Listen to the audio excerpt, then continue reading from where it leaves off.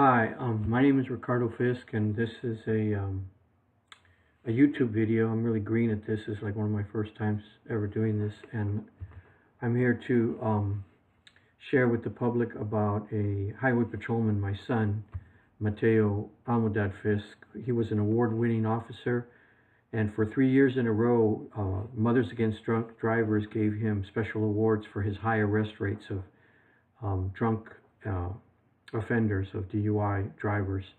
And eventually my son lost his job because of performance issues, because he has a genetic form of Alzheimer's and dementia called early onset Alzheimer's, and he got it from his mother. His mother died years ago, and it starts very early in life. Matthew's only 38 years old, and by the time he was in his mid-30s, he was having a lot of problems at home and on the job.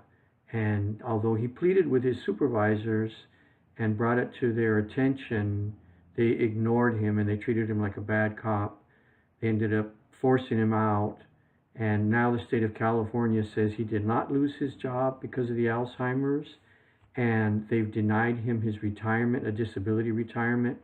And so my son and the family is in the fight of our lives. I retired early at age 63 to help my son with this legal battle, because it's been such a horrific experience of gross negligence and incompetence by the Highway Patrol, the supervisors and managers at the Highway Patrol, the California Association of Highway Patrol.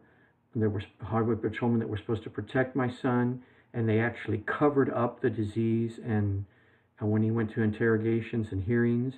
And so we're in a legal battle now, and we have to appeal his case with CalPERS, who's denied his retirement rights. And he's also being represented by an attorney for a workers' compensation case, which is pending, but it may take another 1 or 2 years. Meanwhile, my son has been left without any benefits, any medical coverage, no income, no ability to return to the workforce because of the short-term memory loss.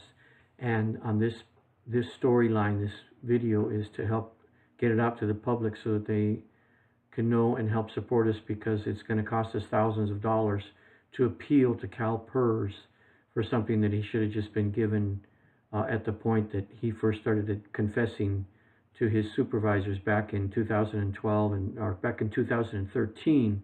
He openly confessed that he was having problems, and it should be looked at medically. He even confessed to a psychiatric trauma police doctor that he was having problems with short-term memory, and everybody missed it. Nobody heard that his Alzheimer's is something that was here and now.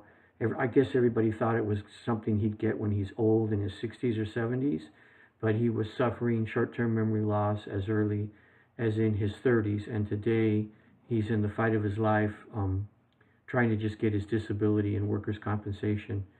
And so thank you very much for listening to this and posting it. Please let people know we have a GoFundMe account that we're trying to raise funds for.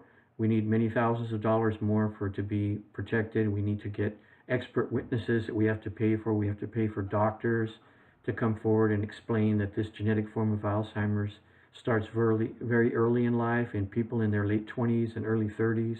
Their short-term memories are affected, and their ability to keep jobs and do things and have a normal life is very dampened and affected, because they can't remember things. They remember long-term things from their youth and other things, but short-term memory goes, and so it's really hard to perform on the job, especially a highway patrolman job that are under a lot of stress and split-second decision-making, where they have to constantly follow hundreds and hundreds of policies and rules and regulations on how to take care of people when there's accidents or mishaps. And so my son was unjustly pushed out, but he was an excellent cop. He had glowing reviews each year on his HR reviews, but once his memory started slipping, he was just treated like a bad cop, and nobody gave him the time of day, although he openly confessed to supervisors and sergeants and captains, I have Alzheimer's, and nobody gave him the time of day to help him.